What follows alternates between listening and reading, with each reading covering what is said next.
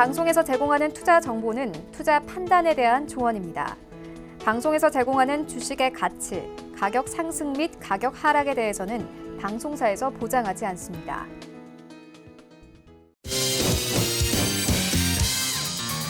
네, 오늘의 주요 헤드라인 소식입니다. 내일부터 일반인도 LPG 차량을 구매하거나 LPG 차량으로 개조하는 것이 가능해집니다. 기존 LPG 연료법 위반 시 부과되던 최고 300만 원의 과태료 기준도 폐지된 가운데 LPG 차량 규제 해제로 미세먼지 저감 효과가 나타날 수 있을지 관심이 모아지고 있습니다. 최종국 금융위원장이 감사 의견 한정을 받은 아시아나 항공에 대해 정상적으로 시장성 차입금을 상환할 수 있을 것이라고 밝혔습니다. 다만 회사와 대주주의 성의 있는 조치를 요구한 가운데 이른 시일 안에 아시아나 항공이 재감사를 받도록 하겠다고 덧붙였습니다. 하나시스템이 항공기 피하 식별 장비 성능 개발 사업의 우선 협상 대상자로 선정됐습니다.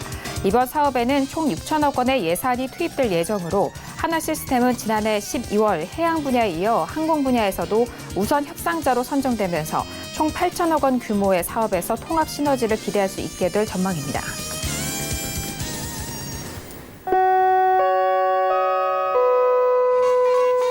네, 안녕하세요. 평택전후 정석투자 김은혜입니다.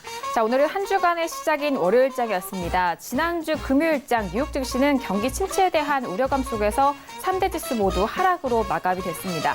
그 여파를 받은 오늘 우리 시장도 이 우려감 속에서 해소될 수가 없었는데요. 양 시장에서는 외국인과 기관의 동반 순매도 속에서 코스피 지수는 2% 가까운 하락을, 그리고 코스닥 지수는 2% 넘는 하락 속에서 마무리가 됐습니다. 경기 침체 신호로 여겨지는 미국의 장단기 국채금리에 대한 역전 현상이 2007년 이후 10여 년 만에 다시 좀 발생하면서 시장이 출렁이는 모습을 보였는데요. 오늘 상해종합지수도 2% 가깝게 빠졌고 중국을 비롯한 일본과 그리고 아시아 증시에 대한 하락세도 이어졌습니다. 자, 오늘 우리 시장 대부분의 업종이 하락했고요. 그 안에서는 정부의 제조로봇 산업 육성 정책에 대한 기대감 속에서 로봇주만이 강세를 보였던 시장이었습니다. 자, 이렇게 무거운 월요일장이 모두 마무리가 됐는데요. 오늘도 정석투자 함께 하시면서 오늘 시장에 대한 정리와 그리고 내일 시장에 대한 대응 전략까지도 꼼꼼하게 확인해 보시길 바라겠습니다. 자, 그럼 오늘 시장 흐름 다시 한번 정리합니다. 시세 보시죠. 네, 오늘 코스피 지수는 전일 대비 1.92% 하락한 2144.86에 장을 마쳤습니다. 수급상 확인하시죠. 개인 홀로 순매수, 반면 기관과 외국인은 동반 순매도 이어갑니다. 코스피 시가총액 상위 종목 확인합니다. 삼성전자를 비롯한 SK하이닉스 줄줄이 하락합니다. 삼성전자는 오늘 2% 넘는 하락 속에서 45,500원에 장을 마쳤고요. SK하이닉스는 4% 넘는 급락 속에서 72,900원에 오늘장 마무리가 됐습니다. 계속해서 코스피 시가총액 상위 종목 확인합니다. 셀트리온을 비롯한 LG 생활건강 역시 모두 하락으로 마감이 됩니다. 셀트리온은 오늘 약보합 마감 속에서 19만 8천 원에, 삼성바이오로직스는 약보합 마감으로 33만 6천 원에 오늘장 마무리가 됐습니다. 코스닥 지수는 전일 대비 2.25% 하락한 727.21에 장을 마쳤습니다. 수급 상황 확인하시죠. 개인 홀로 순매수, 반면 기관과 외국인은 동반 순매도 이어갑니다. 코스닥 시가총액 상위 종목도 확인하시죠. 셀트리온 헬스케어를 비롯한 CJ-ENM, 신라젠 모두 하락합니다. CJ-ENM은 3% 넘는 하락 속에서 21만 9,500원에 장을 마쳤고요. 바이로메드도 3% 넘는 하락 속에서 27만 1,500원에 오늘장 마무리가 됐습니다. 계속해서 코스닥 시가총액 상위 종목 확인하시죠. 메디톡스도 1% 넘는 하락 속에서 53만 7,500원에 장을 마쳤고요. 펄어비스도 2% 넘는 하락 속에서 15만 7,800원에 오늘장 마무리가 됐습니다. 네, 본격적으로 월요일장 정석투자 시작해보도록 하겠습니다. 월요일 이 시간은요, 학과장 정호영 대표님과 함께 이어갑니다. 학과장님 안녕하세요. 네, 안녕하세요. 네, 반갑습니다. 자, 학과장님, 지난주 금요일도 뵙지 못해서 주말 새 그리고 많은 시청자분들이 기다리셨을 것 같고, 그리고 특히나 오늘 우리 시장에 좀 큰 움직임이 있어서 걱정도 많으실 것 같은데요. 한 말씀 부탁드릴까요? 네, 제가 지난주에 결방을 하고 풍수등에 대신 나왔는데, 몸이 안 좋은 게 아니라 좀 마음이 안 좋아서 저는 보기보다 상당히 감성적이거든요. 그래서 별로 마음이 안 좋으면 방송이 안 돼요. 그래서 제가 못하겠다고 이제 대신해달라고 그랬는데, 마음이 좀 편해졌습니다. 특별한 일이 없다면 제가 월, 화, 금 이렇게 항상 출연하겠고요. 뭐 2년 동안 제가 이렇게 비운 적이 없었어요. 지난주에만 특별히 그랬는데 뭐 제 개인 사정이 있어서 그랬고요. 어쨌든 죄송합니다. 그리고 이번 주부터는 월, 화, 금 뭐 욕심낸다면 월화수목금 다 할 수도 있어요. 근데 다 할 수가 없는 게 제가 사생활이 있기 때문에 그래서 제가 못하는 겁니다. 그래서 뭐 상황에 따라서는 제가 뭐 특별히 뭐 수목도 나올 수도 있고요. 하니까 그 점은 걱정 안 하셔도 된다 이렇게 말씀드리겠습니다. 그리고 오늘은 특별히 제가 이제 그 휴양이라든가 교육 그다음에 가장 중요한 마지막 코너죠. 내일 전망 평소보다 훨씬 더 농도 짙게 전달해드리겠습니다. 네, 알겠습니다. 오늘 이 시간에는 시황을 비롯해서 다양한 내용들에서 농도 짙게 준비하셨다고 하니까 기다리셨던 분들 오늘 1시간 동안 함께 하시면서 많은 도움 받으시길 바라겠습니다.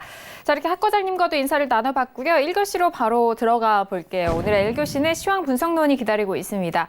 자, 오늘 양시장에 대한 시장 분석과 함께 그리고 시장 안에서 관심 있게 보셨던 관심 종목까지도 만나볼 수 있는 시간인데요. 자, 먼저 오늘 양시장에 대한 시장 분석을 먼저 도와드릴게요. 일단 앞서서 뭐 시세와 함께 시황을 전반적으로 좀 훑어보셨듯이 오늘 양시장의 좀 하락폭이 큽니다. 그리고 외국인과 기관 쪽에서 동반 순매도가 이어졌고 선물 쪽에서는 외국인의 수급이 계속적으로 이탈이 되고 있는 상황인데요. 자, 먼저 시장에 대한 시황 분석 도와드립니다. 자, 학 과장님 오늘 양시장에 대한 시황 분석 먼저 도와주실까요? 네, 오늘장 분석 코너에서 이제 등락 결과부터 말씀드린다 그러면 오늘 포인트가 되는 게 코스피는 21선하고 61선이 동시 이탈했다는 겁니다. 이게 가장 중요해요. 사실 동시 이탈하는 경우가 별로 없습니다. 뭐 전혀 없다고 볼 수는 없는데 매우 드문 현상인데 오늘 21선과 61선이 그냥 동시에 무너졌다. 이게 이제 포인트가 되겠고요. 코스닥은 종가 기준입니다. 장중이 아니에요. 종가 기준으로 3월 최저 기록을 했습니다. 최저가예요. 어쨌든 이거는 상당히 의미가 있는 거죠. 그리고 양시장 모두 다 하락 마감했고 이제 음봉으로 마감됐습니다. 등락 원인을 살피자 그러면 코스피는 외국인 기관 양쪽 다 매도 나왔고요. 프로그램은 뭐 매수지만 아주 소폭이니까 의미가 없습니다. 어쨌든 그렇게 되고 4대 업종이 모두 다 하락했습니다. 4대 업종이 뭐라 그랬죠? 전기전자, 운송장비, 화학, 철강금속. 우리가 흔히 말하는 어떤 그 제조업의 투톱이 전기전자하고 운송장비거든요. 그리고 이제, 물론 완제품이 있긴 하지만 좀 소재산업 성격이 강한 화학이나 철강금속 같은 경우에는 이것도 이제 그 중요한데, 냈다 이게 뭐 하락했으니까 다 갈 수가 없겠죠. 그리고 코스닥은 오늘 뭐 이건 수급만 봐도 하락할 수밖에 없어요. 왜? 외국인 기관 프로그램이 전부 다 매도가 나왔습니다. 여기서 플러스가 나오면 이거는 말이 안 됩니다. 예, 불가능합니다. 불가능. 특이 상황을 말씀드린다 그러면 역시 이제 여러분 뉴스 많이 보셨겠지만 미국의 장단기 국채가 이제 역전이 됐습니다. 금리 역전이 됐다는 얘기인데 그러다 보니까 투자 심리가 악화가 됐어요. 그리고 이제 코스닥은 오늘 그래도 여전히 그동안 잘 버텼었는데 오늘은 적어도 코스닥이 더 큰 하락을 했습니다. 왜 그러냐? 코스닥은 개인의 시장이고 코스피는 외국인과 기관의 시장입니다. 투자 심리가 악화되다 보니까 코스닥이 반응을 할 수밖에 없었던 거죠. 그래서 이걸 제가 이제 순서대로 차트를 보면서 조금 더 상세하게 설명드리겠습니다. 차트 보시겠습니다. 오늘 아주 놀라운 결과가 나왔어요. 이 검은색 21선인데 자 이게 이제 지난주 금요일이었죠. 근데 오늘 결과를 보면 이게 21선이에요. 그 다음에 이게 61선입니다. 근데 어떻습니까? 오늘 종가가 여기니까, 딱 보시는 것처럼, 개파락해서 이제 21선은 아예 그냥 깨고 시작한 거예요. 그리고 저는 61선은 그래도 내일 깨지지 않나 이렇게 생각했거든요. 막판에 결국 깨지더라고요. 막판에. 그래서, 현재 이게 이제 가장 큰 특징이다 볼 수 있겠고, 코스닥 잠깐 볼까요? 코스닥을 보시면, 코스닥은 지금 오늘 종가가, 그러니까 종가 기준으로는 오늘, 최저가입니다. 3월 최저가입니다. 그러니까 3월이 언제부터였냐면, 이때부터 3월이었어요. 왜 이걸 보여드리냐? 사실 상대적으로 코스닥이 훨씬 더 좋았었잖아요. 코스피보다. 왜냐하면은, 다시 한번 복기를 한번 해드릴까요? 오늘 제가 이거 시황 좀 길게 해도 이해해 주세요. 이게 굉장히 중요하기 때문에 그렇습니다. 코스피 같은 경우는 제가 2월 25일에 고점을 선언했어요. 제가 이미 뭐 밝혀드렸지만 2월 20일경에 그때 뭐라고 얘기했었냐면 2240선 전후가 아마 고점이 될 거다. 이렇게 미리 며칠 전에 얘기했습니다. 증거 다 있어요. 저는 거짓말 안 합니다. 그래서 2월 25일에 시가부터 넘어갔거든요. 2241선이었어요. 그래서 딱 끝났다 그랬어요. 예, 오늘 끝났다. 그래서 2월 25일에 고점을 찍었는데 코스닥 보자고요. 3월에 더 갔잖아요. 예, 보시는 것처럼 어떻습니까? 3월에 더 갔어요. 종가 기준이든 장중 기준. 그러니까 코스닥이 상당히 강했어요, 그동안. 근데 오늘 3월 그 최저가 기록했다고 하는 것은 상당히 의미가 있는 거죠. 투자 심리가 완전히 이거는 거의 끝났다고 봐야 돼요. 자, 코스피 볼까요? 코스피는 이렇게 빠진 것 같아도 지난 3월 10일이었습니다. 이때 저점을 안 깼어요. 네, 3월 10일이 저점. 이걸 안 깼습니다. 많이 오늘 빠졌는데도 불구하고. 그러니까 3월 저점을 깨지는 않았다는 거죠. 종가 기준으로. 그래서 2월 20일 최고점 대비로 본다면 지금 이제 다시 흘러내리는 이런 형국이고요. 그래도 3월 저점을 안 깼습니다. 다만 코스닥은 어떠냐? 종가 기준으로 3월 저점 깼다는 거죠. 이건 굉장히 나쁜 시그널이 되겠죠. 그리고 4대 업종이 모두 하락했는데 한번 볼까요? 자, 이게 전기전자입니다. 전기전자는 지난주에 거짓말처럼 이렇게 급등을 했었잖아요. 그죠? 거짓말처럼 급등하다가 오늘 개파락이 음봉 나왔고요. 운송장비, 이건 뭐 이미 벌써 2월부터 여기서부터 하락하기 시작했어요. 여기서부터 이미 하락하기 시작했으니까 볼 것도 없고, 화학이 그나마 최근에 좋았었는데 여전히 꺾이고, 철강운송 뭐 끝났고 이렇게 됩니다. 이런 상태고요. 그 다음에 이제 다시 한번 코스피 잠깐 보여드릴게요. 코스피가 모든 지수의 중심이니까 보여드릴 수밖에 없는데, 지난주하고 이번 주 정말 비정상의 향연입니다. 비정상. 제가 이미 말씀드렸다시피 이거는 비정상 때문에 올라간 거예요. 사실 이것도 비정상 때문에 올라간 겁니다. 왜 그러냐? 이게 비정상으로 무조건 상승만 하는 건 아니에요. 하락도 합니다. 그러니까 지난주 목금 같은 경우에는 마이크론이 감산하겠다. 미국의 반도체 기업이죠. 그래서 삼성전자, SK하이닉스가 급등했어요. 자, 그러다 보면 전기전자가 올라가죠. 당연히 코스피 지수가 올라가죠. 급등했습니다. 사실적으로 비정상적으로 올라간 거예요. 변수. 그러니까 정확하게 말하면 지난주 목요일은 왜곡, 금요일은 변수 때문에 올라간 거고요. 오늘 같은 경우도 사실은 엄밀히 말하면 변수 때문에 내려간 거죠. 왜? 악재가 발생했잖아요. 단순하게 미국이 무슨 기술적 조정을 받았다든가 이게 아니라 미국의 국채금리가 장단기가 역전됐다. 엄청난 악재죠, 사실은요. 그래서 여기서 이제 만약에 시장의 어떤 흐름이 이제 두 가지로 나뉘는데, 쉽게 설명하면 그거예요. 이게 반발성 악재다. 그러면 또 다시 올라올 수가 있을 거예요. 근데 이게 반발성 악재가 아니다. 그럼 어떻게 될까요? 올라오기가 쉽지가 않겠죠. 그래서 예를 들어서 그걸 간단해요. 정상과 비정상이 있으면 약 8대2 정도 됩니다. 정상 분포가 8, 비정상 분포가 2 정도. 그럼 맞잖아요. 정상이 많아야 정상 아닙니까? 근데 이게 비정상이 이어지면 비정상이 정상이 돼버리는 거예요. 무슨 얘기냐? 여기서 만약에 이 미국의 이 악재가 이게 아주 고착화돼 버린다 그러면 그럼 이게 트렌드가 될 수 있다는 거죠. 그래서 상당히 중요하다 이렇게 설명을 줄 수 있겠고요. 어쨌든 제가 생각하는 견지에서는 지금 현재 미국에서도 이제 여러 가지 의견이 분분하고 그런데 객관적으로 얘기한다 그러면 2007년 이후에 12년 만이거든요. 12년 만에 미국의 국채금리가 역전이 된 거예요. 그리고 2008년에 경제위기 왔었잖아요. 그러니까 예사롭지가 않죠. 초보자들을 위해서 보충 설명한다 그러면 채권은 우리가 흔히 말하는 어떤 국채, 회사채가 있습니다. 회사채는 기업에서 발행하는 거고요. 국채는 국가에서 발행하는 겁니다. 근데 보통 10년물이 3개월물보다 예를 들어서 금리가 높아요. 왜? 오랫동안 돈을 빌려 쓸 수가 있으니까. 근데 이제 이게 거꾸로 단기가 더 높아진 경우는 이거는 어떤 나쁜 시그널로 인식을 하고 있습니다. 그래서 오늘 증권사에서 주요한 어떤 전망들이 많이 나왔잖아요. 일시적인 현상이다. 일시적인 현상. 그래서 그 한 말씀 드린다 그러면 증권사에서는 이건 일시적인 현상이니까 걱정하지 마라 이런 멘트가 많이 나왔어요. 다시 말하면 무슨 이야기냐? 매사란 소리죠. 일시적인 현상이니까 걱정하지 말아라. 매사란 말만 안 했지 매수 기회다 그 말하고 똑같은 거잖아요, 그죠? 근데 저는 이제 꼭 그 얘기를 하고 싶어요.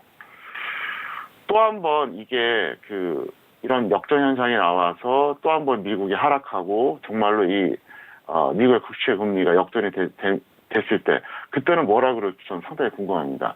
일시적이라고 하는 것은 2번 이상 나오면 말이 성립이 안 되거든요. 또 나오면 일시적이라는 말을 쓸 수가 없어요.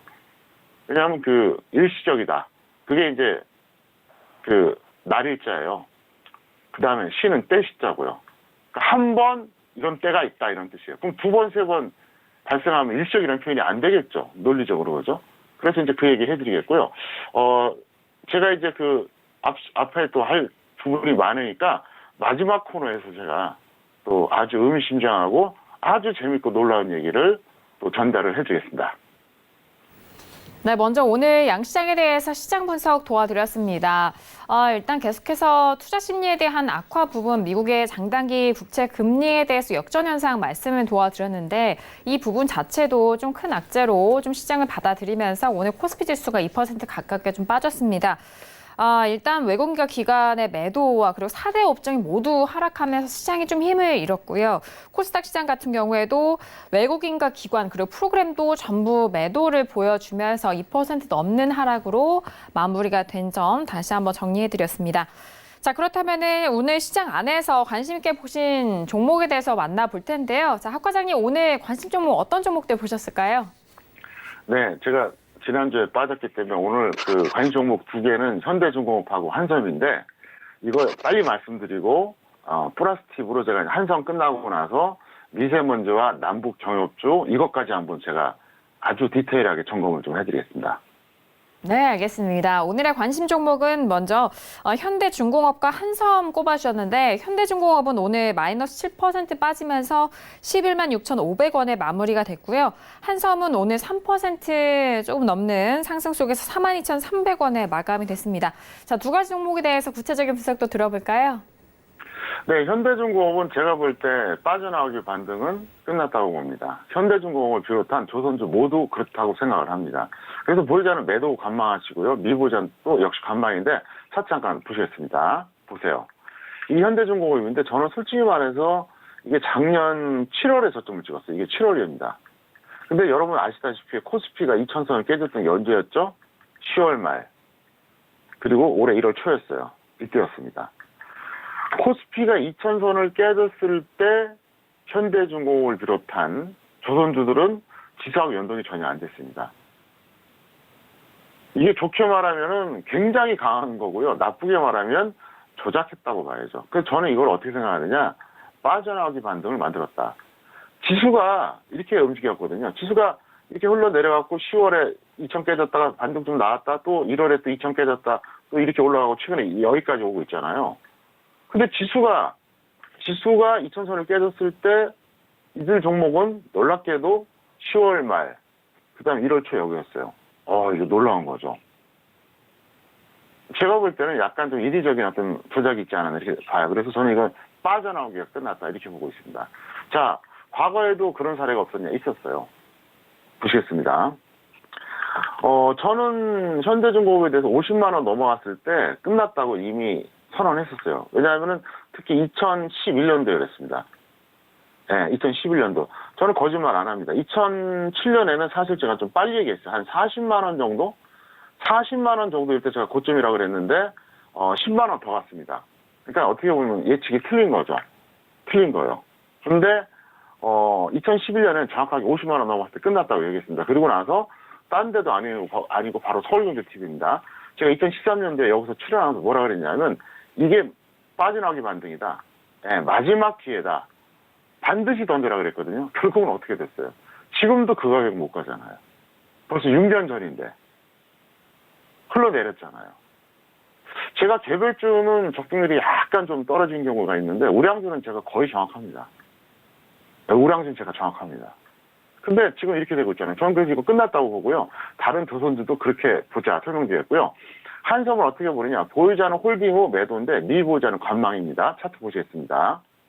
자, 보세요. 한섬 같은 경우에는 이게 사실 좋은 종목이에요, 한섬이요. 근데 최근에 보면은 이렇게 조정받고 다시 이제 오늘 지지가 됐는데 지금 던지기는 조금 아깝고요. 조금 더 있다가 매도하자. 다만 미보유자는 지금 따라가는 건 아니다. 한섬은 제가 월봉을 한번 보여드릴게요. 한섬은 제가 상당히 굉장히 신뢰하는 기업이에요, 이게요. 제가 한섬에 대해서 거의 2000년도 시절이었죠, 그 당시에. 그 당시에 이게 지금 환산 가격으로는 3,000원도 안 될 때, 그때 이거는 제가 어떻게 전망을 했었냐면, 그 당시에 이거 무조건 묻어두면 먹는다. 기업명이 워낙 좋다. 절대 가치주거든요. 그러니까 지금도 한섬이 적정 주가가 58,800원입니다. 평택촌놈 기술 특허 적정 주가에 의하면 58,800원인데 지금 주가가 얼마죠? 아직도 저평가되어 있잖아요. 그러니 물론 거의 19년 전이지만 그 당시에 2,000원대, 3,000원대 했으니 얼마나 싼 겁니까? 무지막지하게 싼 거죠. 이게 절대 가치주의 위력이에요.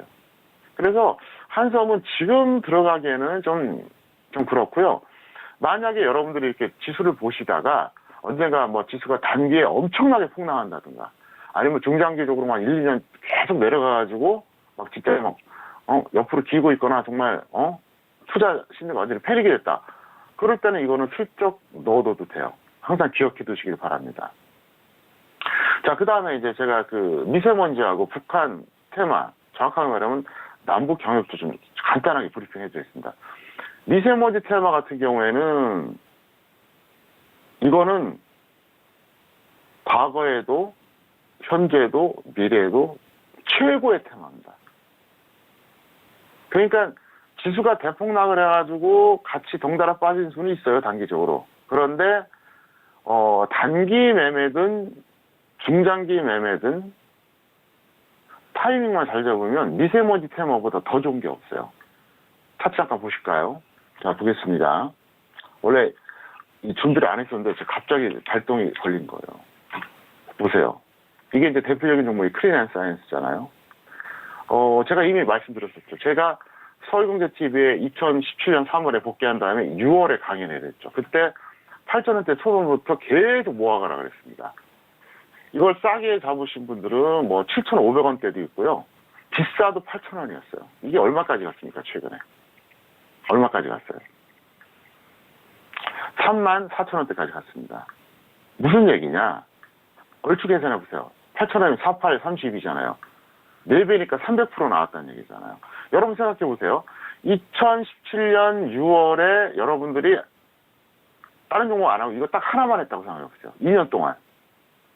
정확하게 말하면 이제 6월 강연에 했고 약간 더 밀렸으니까 한 1년 9개월 동안 다른 종목 하나도 안 하고 오직 이거 하나만 그냥 모아가서 갖고 있었다. 어떻게 됐을까요? 지금 300%씩 났어요.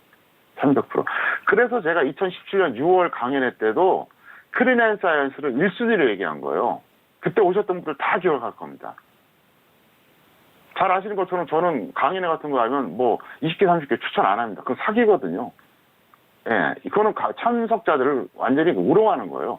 저는 보통 강연회 같은 거 해도 작으면 하나, 많아봐야 한 3개밖에 추천 안 해요. 근데 이 종목이 바로 1순위였습니다. 그때 제가 뭐라 그랬냐. 대박은 아니래도 반드시 수익 난다, 미세먼지 테마는. 왜? 미세먼지 관련주처럼 전 국민이 수혜가 되는 이런 게 어딨냐고요. 어떤 테마들 보면은 어떤 사람이든 어떤 사물이든 일부에 국한된 거잖아요, 솔직히. 이거는 전 국민이 수혜 대상이에요. 또 하나, 궁극적인 해결책이 없어요. 중국이 그냥 아무것도 안 하면 되겠죠. 해결책이 없어요, 솔직히. 그래서 제가 미세먼지를 얘기했는데 앞으로도 마찬가지예요. 자, 지금 이 얘기를 듣고 있는 분들 어때요? 답답하죠? 2017년 6월 강연에 때 오셨던 분들. 제가 뭐라 그랬습니까, 그때? 여러분들 매매 잘 못하고 그냥 아무것도 모르면 이거나 묻어두세요 그랬잖아요. 그리고 제가 1순위를 얘기했어요, 1순위. 크리앤사이언스 그냥 묻어두라고. 한두 명이 들은 게 아니에요. 그래서 앞으로도 미세먼지 테마는 지금은 단기로 급등을 했지만 크게 한번 조정을 크게 한번 받는다든가 아니면 지수가 대폭락해서 중장기로 한번 무너진다. 그때 반드시 들어가야 돼요. 모든 테마 중 1순위예요. 명심하시기 바라겠고요. 그 다음에 이제 북한 테마는 여러 가지가 있습니다.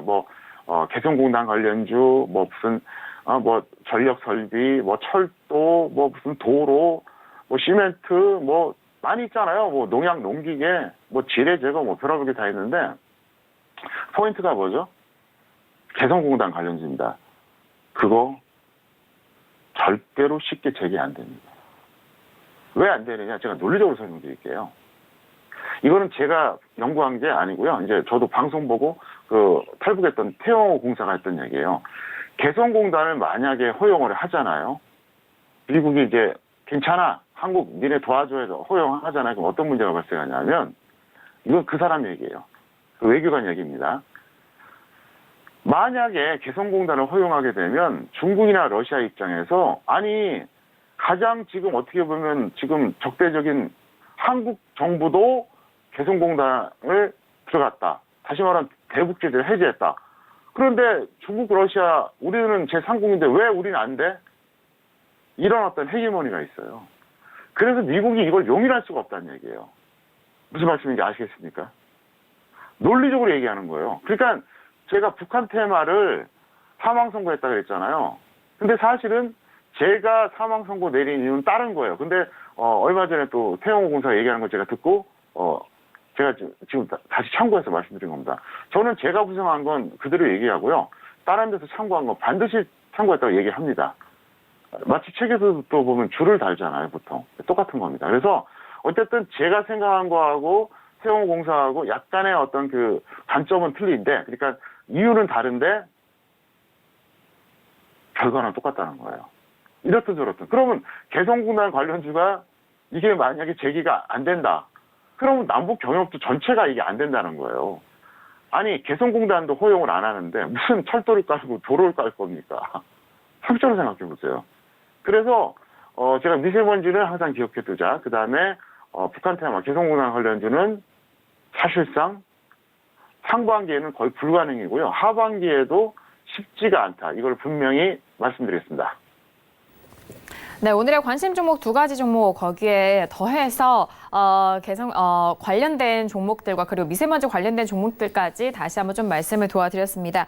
현대중공업 같은 경우에는 보유자는 매도 이후에 관망에 대한 의견과 그리고 미보유자도 관망에 대한 의견 주셨고요. 한숨 같은 경우에도 보유자는 조금 더 홀딩 이후에 매도에 대한 의견과 그리고 미보유자에 대해서는 관망에 대한 의견까지 덧붙였습니다. 자, 그리고 남북 관련 테마주와 그리고 미세먼지 관련된 종목들에 대해서 다시 한번 좀 구체적인 조언과 대응 전략을 말씀해드렸으니까요. 관련된 종목들 관심 있으신 분들은 다시 한번 참고를 하시길 바라겠습니다. 자, 이렇게 오늘의 1교시는 시황 분석론까지 여러분들 찾아갔습니다. 네, 2교시로 바로 넘어가 볼게요. 오늘의 2교시는 투자학개론이 기다리고 있습니다. 자, 월요일과 화요일 이 시간에는 교육 내용으로 여러분들 찾아가는데요. 여러분들의 투자 매매에 있어서 도움이 될 만한 내용들을 교육 내용으로 또 전달을 해주고 계십니다.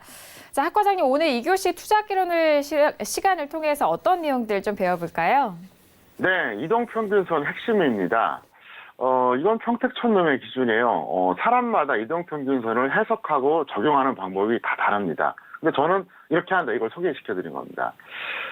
제가 정답이다, 이렇게 드릴 수는 없어요. 하지만, 저의 그 이론을 참고하시길 바라겠는데요. 먼저 5일선 얘기하겠습니다. 우리가 흔히 이제 5일 이동평균선이라고 그러거든요. 이건 단기 분봉 매매를 위한 기본 조건이에요. 무슨 얘기냐? 여러분들이 그 분봉 매매를 합니다. 그러니까 현물 같은 경우에 예를 들어서 저점에 매수해서 고점에 매도하고 쉽게 말해서 이제 예를 들어서 그 1분봉 이런 거 있잖아요.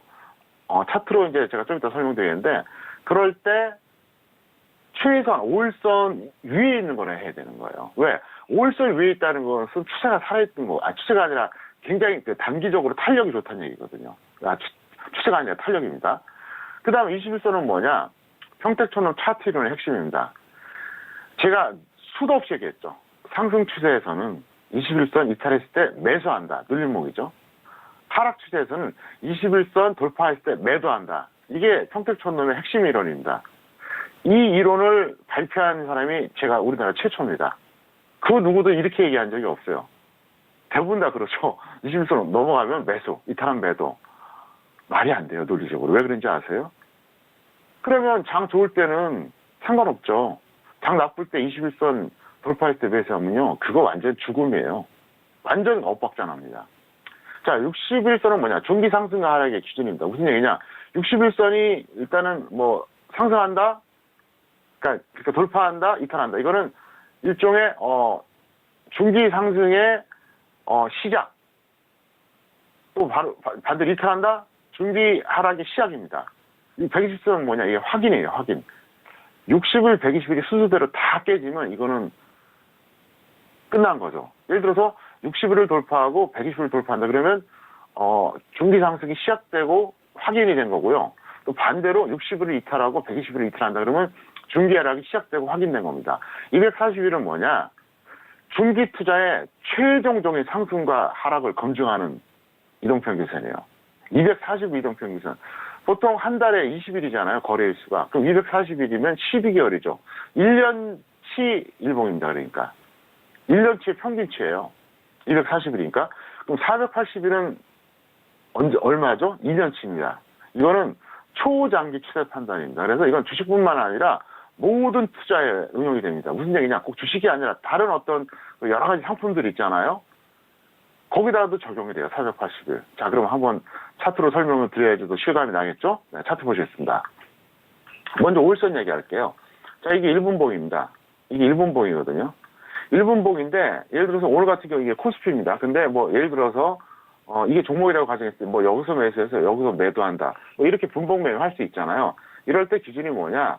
최소한 일봉 차트가 5일선 위에 있을 때만 하는 거예요. 아래 있을 때는 하는 게 아니에요. 5일선 위에 있다고 하는 것은 단기적으로 탄력이 있다는, 그게 증명이 되는 거거든요. 그 다음 21선은 뭐냐? 자, 제가 수도 없이 얘기했었죠. 다시 보겠습니다. 여기서부터 상승 추세가 시작이 됐습니다. 여기서부터 하락 추세가 시작됐어요. 근데 그러면 상승 추세일 때는 어떻게 하느냐? 21선 이탈했을 때 매수하는 겁니다. 이 검은색이 21선이거든요. 이때 매수하는 거, 이때. 반대로 하락 추세일 때는 21선 돌파했을 때 매도하는 겁니다. 돌파. 여기도 돌파죠, 검은색. 그러니까 21선을 어떻게 활용하느냐? 상승 추세일 때는 이탈했을 때 매수, 눌림목입니다. 하락 추세일 때는 돌파했을 때 매도예요. 이거를 개인 투자자나 심지어 주식 전문을 하는 사람들 중에서도 21선 돌파한 매수, 이탈한 매도라고 얘기하는 사람들이 많아요. 근데 자, 상승 추세일 때는 그래 돌파할 때 매수해서 조정받는다 그래도 결국 가니까 상관없는데 만약에 하락 추세일 때 여기서 매수하면 어떻게 될까요? 완전히 단기 고점이죠. 지금 여기서도 마찬가지예요. 단기 고점 되는 거예요. 죽으란 소리예요. 죽으란 소리입니다. 책도 우리가 좋은 책 보라 그러잖아요. 양서를 읽어야 된다 그러잖아요. 이 방송도 마찬가지입니다. 어쨌든 저는 교육 측면에서는 뭐 제가 최선을 다해서 말씀드리니까 여러분들 이거 잘 활용하시길 바라겠고요. 100% 저는 제가 연구하고 분석한 노하우를 강의하는 겁니다. 이건 뭐 항상 말씀드리지만 어쨌든 시간을 놓고 봤을 때 크게 틀리지 않았다는 거 다시 한번 말씀드리겠고요. 자, 이번에 61선과 120선 보겠습니다. 이 파란 게 61선이에요. 파란 게 61선이고 빨간 게 121선인데 여기서 보면은 결국 지수가 순차적으로 여기서 파란 거 빨간 거 다 이탈했잖아요. 예, 그러고 나면 어떻게 됩니까? 확인이 된 거죠. 확인이 된 겁니다. 물론 최근에 아니 근데 거꾸로 여기서 말이야 60일하고 120일 돌파했어. 이건 뭐야? 제가 그랬잖아요. 비정상 구간이었다고요. 차트를 볼 때 정상적인 그 지수 흐름일 때는 차트를 보는 게 맞아요. 근데 비정상적일 때는 차트를 보면 안 돼요. 근데 절대 다수의 초보자나 주식 전문가들이 항상 차트를 봐요. 안 돼요. 이 시장의 원리를 몰라서 그래요. 주식을 비롯한 모든 투자가 어려운 이유는 이론대로 움직이지 않기 때문이다. 이론대로 움직이지 않는 것은 왜곡과 변수 때문이다. 왜곡과 변수를 뭐라 그러죠? 비정상. 비정상일 때 차트를 대입하면 안 돼요. 정상적일 때만 대입해야 된다는 거예요. 그래서 제가 최근에도 그런 얘기 했었잖아요. 최근에 여기서 상승 추세로 전환이 됐잖아요. 제가 평소에 말했던 지론에 의하면 아니라 그랬잖아요. 왜? 비정상 구간이기 때문에 이게 의미가 없다고 얘기하지 않았습니까? 그거고요. 자, 더 재밌는 거 해드릴게요. 자, 241선이 어딨냐? 여기입니다. 이 약간 황토색 같은 거 있잖아요. 이게 241선이에요. 자, 작년에 언제 깨졌죠? 작년 6월에 깨졌습니다. 241선이 뭐라고요? 중기 투자의 최종 상승과 하락을 검증하는 거예요. 자, 241선 깨지고 나서 아무리 반등이 시도가 됐어도 뚫어진 적이 있나요? 없잖아요. 최근에 여기까지 올라왔어요. 여기까지 올라왔지만 241선은 여전히 못 들어졌어요. 자, 그 다음에 더 무서운 라인이 뭐죠? 481선입니다. 바로 여기 있습니다. 이 색깔이에요. 이거예요. 이 481선은 작년 언제 깨졌느냐? 작년 가을에 완전히 깨졌죠. 여름에 잠깐 깼다가 일시적으로 반등 났지만 결국 깨졌어요. 자, 보세요. 어떻습니까? 완전히 끝난 거예요. 완전히. 그러니까 이 황토색 이 241선은 작년 6월에 이탈되고 나서 금년에 이렇게 많이 왜곡이 되고 어떤 그 조작을 해서 올라왔는데도 못 들어주고요. 480선은 이건 초장기 추세 판단이에요. 이 481선은 작년 가을에 깨진 이후로 점점 멀어지고 있잖아요. 그래서 제가 그 얘기한 거예요. 끝났다고요. 더 멀리 한번 볼까요? 보세요. 그러니까 481선하고 241선이 언제 돌파가 됐냐? 이쯤이었어요. 그러니까 2016년 이때 돌파가 된 거예요. 돌파된 이후로 이제 쭉 올라갔죠. 그러다 이제 완전히 이제 무너진 거예요. 이게 쉽게 안 바뀌어요. 특히 481선은 이게 쉽게 안 바뀝니다. 근데 지금 미국이 예를 들어서 뭐 기술적으로 보더라도 좀 숨 막히는데 국채금리가 역전이 됐잖아요. 이 상태에서 만약에 여기서 좀만 더 흘러내리면 한국은 영영 못 올라갑니다. 이것도 강의하다가 또 거의 시향을 얘기하고 있네요, 제가. 아시겠어요? 끝났다는 겁니다. 특히 여기서 크로스가 되어버렸어요. 241이 481선 아래로 그냥 가버렸어요. 생각해보세요. 241이면 1년치, 481이 2년치 이동평균선이에요. 이게 쉽게 바뀔 것 같아요? 한 달, 두 달 깜찍거린다고 해서 바뀌지 않습니다. 그래서 어쨌든 오늘 강의 내용 잘 참고하시길 바랍니다. 네, 오늘 투자 개론 시간을 통해서 배워본 내용이었습니다. 이동평균선에 대해서 더욱더 구체적인 이야기를 전달을 해주셨는데 이 이동평균선을 많이들 좀 보시잖아요. 그 핵심이라고 볼 수 있는 구체적인 내용들 다시 한번 설명을 도와드렸습니다. 이 부분 참고하셔서 각자의 매매 그리고 투자에 적용하시고 현명하게 대처해 보시길 바라겠습니다.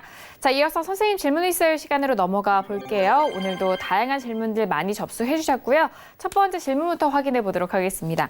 자, 오늘의 첫 번째 질문은 끝자리 8434님의 질문입니다. 썸에이지를 매수가 3,200원에 비중 20% 질문 주셨는데요. 자, 오늘장의 썸에이지 종가는 1.56% 빠진 1,580원에 마감이 됐습니다. 지금 매수가 대비해서 거의 50% 가깝게 좀 빠진 상황인데 학 과장님 어떻게 하면 좋을까요? 오늘은 앞부분이 길었기 때문에 종목은 중요한 것만 제가 길게 하고 나머지는 간단하게 답변하겠습니다. F학점에 F. 네, F. 최악의 매매 종합 선물 세트입니다. 왜 그러냐? 첫 번째, 엄청나게 고평가되어 있습니다. 이게 적정주가 400원짜리거든요. 3,200원에 매수했으면 무려 8배입니다. 두 번째, 추격 매수했어요. 근데 3분의 1 토막 날 때까지 손절 안 했어요. 그래서 이거는 뭐 일시적인 추가 매수 후에 본전 매도 또는 손절 처리인데 잠깐 보시겠습니다. 일단 고평가되어 있고요. 여기서 매수하신 거예요. 여기서 추격한 거 맞죠? 여기가 3분의 1 토막 난 거예요. 근데 홀딩이에요. 여기서도 홀딩, 여기서도 홀딩, 여기서도 홀딩. 그러니까 이분은 제가 볼 때는 둘 중에 하나예요. 주식을 투자하는 게 아니라 수집하시는 분이거나 또 주식을 수집하는 사람 좀 있어요. 예. 수집하거나 아니면 제가 말했던 개인 투자자의 3대 집착, 매수가 집착, 주식 비중 100% 집착, 특정 종목 집착, 이 세 가지가 있어서 그럴 수도 있습니다. 나는 절대로 손해보고 팔지 않겠다. 제가 수도 없이 했던 얘기 있죠. 본전할 때까지 홀딩이 완전히 이건 아니라고요. 잘못된 전략이라고요. 주식 전문가들이 본전할 때까지 홀딩하라고 하는 것은 자기가 추천해놓고 손절 처리하면은 요거도 먹고 그러니까 그걸 인정하지 않기 위해서 자기 자신을 위한 조언이라고 했잖아요. 투자자를 위한 조언이 아닙니다. 그리고 제가 논리적으로 설명했잖아요. 본전 올 때까지 홀딩 전략이 이게 만약에 맞다면 주식 투자에서 실패할 사람 아무도 없어요. 맞잖아요. 5개든 10개든 매수했어요. 그 다음에 손실을 봐요. 한 달이든 1년이든 10년이든 무조건 홀딩만 하면 언젠가는 본전 온다. 그럼 누가 실패합니까? 근데 왜 실패할까요? 본전이 안 오는 종목이 꽤 있다는 얘기예요. 그래 결국은 실패해요. 그래서 이분과 같은 경우도 마찬가지. 이분은 아예 매도할 생각이 없는 거예요. 이 정도 되면. 이분은 3분의 1 토막 날 때까지 홀딩했다고 하면은 이분이 매도하겠어요? 안 합니다. 이분은 아마 그럴 것이요. 진짜 본전할 때까지 홀딩 생각입니다. 자, 그러면 본전이 올 수도 있겠죠. 그러면 본전 올 때까지 허비한 시간, 날려버린 좋은 기회, 이 정신적인 고통, 그것 때문에 또 스트레스 받아서 육체적으로 또 뭔가 또 영향을 받잖아요. 그건 어떻게 보상받나요? 본전이 아니에요. 아시겠어요? 이렇게 매매하시면 안 된다고요. 그래서 제가 표현이 좀 그렇지만 아주 최악의 매매 종합선물 세트예요. 이렇게 하시면 안 된다는 거죠. 그리고 다른 분들은 타산지석으로 삼으시기를 바라겠습니다. 네, 첫 번째 질문이었습니다. 썸에이지에 대한 부분은요, 아쉽게도 F학점 확인됐습니다. 매수가 대비해서 현재 종가, 현재 상당히 좀 손실이 폭이 좀 큰 상황인데요. 아쉬운데요. 일시적 추가 매수 이후에 본전 매도 또는 손절에 대한 의견이셨고, 앞으로 매수가가 지금 가지고 있는 가격에 대비해서 종가가 계속적으로 좀 흘러내릴 때 어떻게 좀 대응을 해야 되는지 그 기준에 대해서 다시 한번 좀 말씀해 드렸으니까요. 참고하시길 바라겠습니다. 자, 이어서 다음 질문도 이어가 볼게요. 끝자리 8130님의 질문입니다. 마크로제는 매수가 37,346원에 비중 20% 질문 주셨습니다.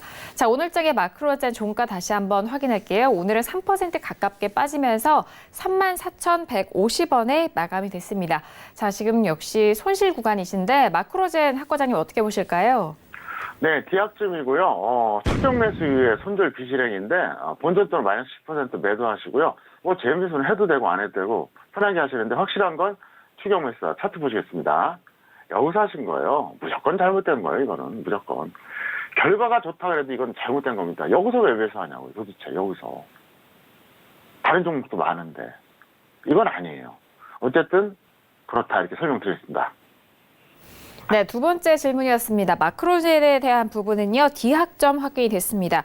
반등 시 본전 그리고 손절에 대한 부분은 마이너스 10% 매도 전략 전달해 드렸으니까요. 참고하시길 바라겠습니다. 자, 이어서 다음 질문도 이어가 볼게요. 끝자리 0052님의 질문입니다. 유로스를 매수가 6,280원의 비중은 30% 질문을 주셨습니다. 자, 오늘장의 유로스 종가는요, 4% 넘게 상승하면서 6,310원에 마감이 됐습니다. 지금 수익을 보고 계신 구간인데요. 학 과장님, 유로스 어떻게 보실까요? 이거는 조금만 더 낮았으면 B학점, 뭐 잘하면 A학점도 가능했는데 약간 성급했어요. 그래서 C학점이고요. 미세하게 빠른 매수 가격대인데 손절 5%, 수익 10% 매도하시면 됩니다. 왜 미세한지 설명드리겠습니다. 보세요. 제가 항상 얘기했었죠. 상승 추세형의 종목에 대해서. 자, 이 종목은 추세가 상승입니까 하락입니까? 당연히 상승이죠. 60일이 120선 돌파했잖아요. 파란색 60일이 빨간색 120선 돌파했으니까 상승이잖아요. 자, 상승 종목일 경우에는 21선 아래 또는 61선 위, 그것도 아니면 121선 아래에서 매수하라고 그랬잖아요, 제가.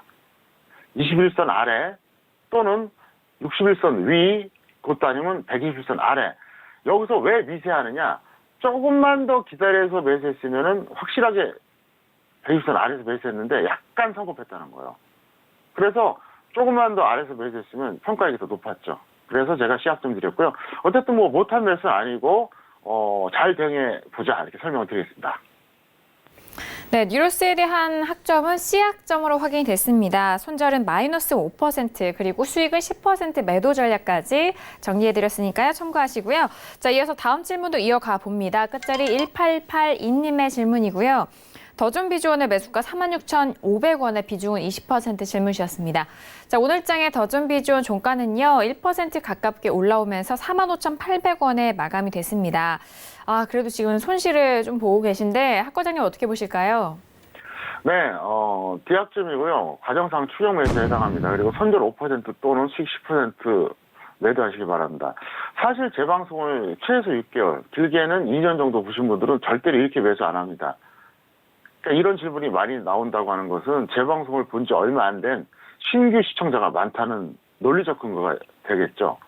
왜냐하면 한번 보세요. 여기서 매수하셨어요. 제 방송을 제대로 보셨던 분들은 여기서 매수도 안 하고요. 매수했다고 해도 질문도 안 할 거예요, 아마. 왜?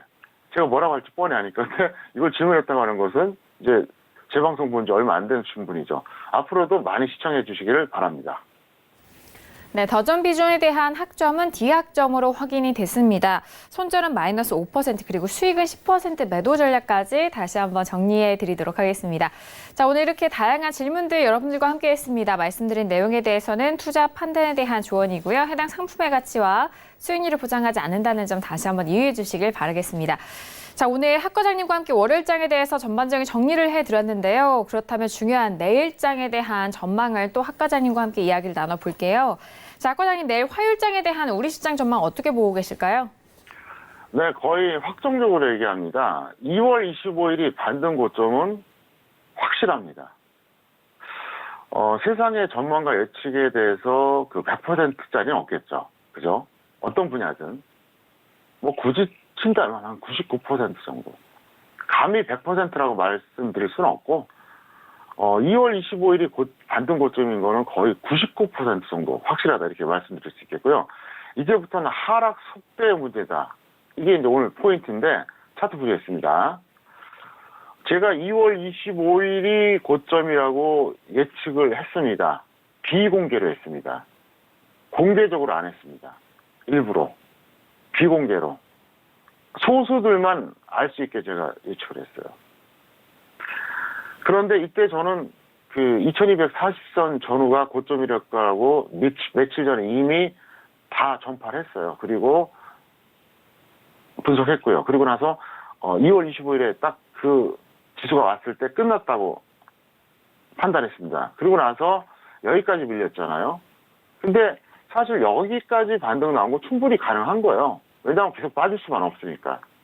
그래서 여기까지 반등 나왔을 때도 저는 뭐 큰 이변이 없는 한 2월 25일이 고점이다 했는데 오늘 이렇게 다시 밀림으로 해서 이제 완전히 이제 쐐기를 박는 거죠. 확인이 된 겁니다. 그래서 제가 볼 때는 더 이상 반등하기는 어렵다 보고요. 그 다음에 하락 속도의 문제다. 이게 무슨 얘기냐. 이제는 해외 증시가 가장 중요하겠죠. 해외 증시가 첫 번째 요인이고요. 두 번째는 역시 전기전자입니다. 수급이 중요한 게 아니에요. 왜? 수급은 뭐 여러분들 뭐 이렇게 보면 뭐 외국인 기관 뭐 이렇게 있잖아요. 프로그램도 있고 뭐 개인도 있는데 수급은 기관만 100% 진짜라고 보시면 돼요. 기관만. 외국인이나 개인은 이게 약간 좀 뭐랄까 좀 표면과 이면이 다른 수가 있다 이렇게 말씀드릴 수 있겠고요. 차트 잠깐 보시겠습니다. 네, 끝났습니다. 작년 2월 초에 제가 정말 전 세계에서 최초로 코스피 대세락 선언을 했고 그 이후에 2008년에 정말 완벽하게 적중했습니다. 올해 1월에 제가 사실 실패했거든요. 2월 한 중순까지 누가 봐도 완벽한 실패예요. 저는 실패한 건 실패했다고 솔직하게 인정합니다. 왜? 적정한 게 더 많으니까 인정할 만하죠. 그리고 저 아니라 세상 그 누구라도 1년 내내 평생 예측이 적정한 사람은 없어요. 그래서 전 부끄럽지는 않습니다. 그런데 어쨌든 저는 1월에도 그렇고 2월 중순까지는 거의 완벽하게 실패했어요. 하지만 2월 25일 받는 고점은 정확하게 예측을 해서 적중을 했습니다. 근데 제 판단으로는 어차피 여기서 이러나 저러나 끝났어요. 그러니까 작년에 뭐 2,500선이든 2,400선이든 2,300선이든 여기서 이제 매수하고 아직도 홀딩인 분들이 많아요. 근데 죄송한 표현이지만 그 가격 오기 어렵습니다. 한동안 오기 어렵고요. 제가 작년 10월 13일 날 강연에서 했던 얘기 있죠. 그거를 명심하세요. 10월 13일 강연에 때 했던 이야기. 그리고 이번에 빠르면 4월, 늦어도 5월 초에 아마 강연을 할 겁니다. 서울경제 TV에서 준비를 하는데 이번에 오시면 제가 제2의 클린앤사이언스 추천해드리겠습니다. 묻어두면 거의 확률상 수익이 볼 수 있는 그런 종목들. 그리고 시황, 그리고 파생 이런 것들에 대해서 그러니까 교육은 싹 빼버리고 그냥 통째로 2시간 내내 제가 아주 정보만 드릴 테니까 준비되는 대로 저희가 일정을 다시 말씀드리겠습니다. 어쨌든 반등은 끝났다. 예, 그래서 이제는 여러분들이 위험 관리 더 철저히 하자. 여기까지 말씀드리겠습니다. 네, 2월 25일 반등 고점에 대해서 다시 한번 좀 확인해 보시고, 그리고 이제부터는 좀 하락 속도의 문제입니다. 그 안에서도 위험 관리가 가장 중요하니까요. 그 부분 잘 좀 집중하셔서 대응해 보시길 바라겠습니다. 자, 오늘 월요일장 학 과장님과 1시간 동안 함께 했는데요. 함께 해주신 학 과장님과는 여기서 인사 나누도록 하겠습니다. 학 과장님 오늘 말씀도 감사합니다. 네, 감사합니다. 네, 오늘도 다양한 투자 전략 여러분들과 함께했습니다. 말씀드린 내용에 대해서는 투자 판단에 대한 조언이고요. 해당 상품의 가치와 수익률을 보장하지 않는다는 점 다시 한번 유의해 주시길 바라겠습니다. 오늘 저희가 준비한 소식과 내용은 여기까지고요. 저희는 내일 이 시간에 다시 돌아오도록 하겠습니다. 함께해 주신 여러분 오늘도 고맙습니다.